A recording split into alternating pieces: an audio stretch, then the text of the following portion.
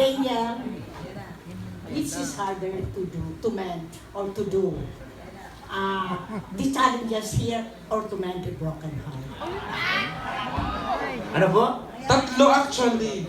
Dalawa lang. Sorry. Ayoko nang dagdagan. Are you Si comfortable? RC Are you magkakaroon, di ba? comfortable? May balita na Anong nakakaroon. tanong po? Are you... Tita It Ethel is for the... harder to do or to mend the challenges here or mend a broken heart? Si Rob na lang ang sasagutin po. Mas magaling siya dun.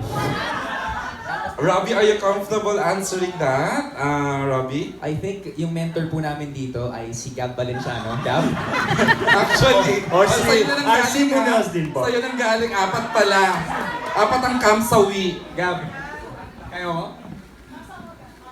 Which is harder to mend? Which is easier or harder to mend? Actually, Easier. ever since we started the show, yung nagme-mentor sa akin dito si Daniel Matsunaga. Si RC Munoz. Turuan na! Oh, happy kasi. Rob, ikaw na yan. Ayun.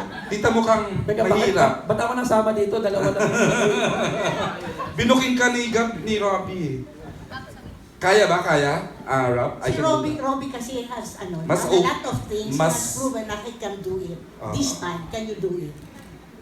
I have to. Oh. Pasok music.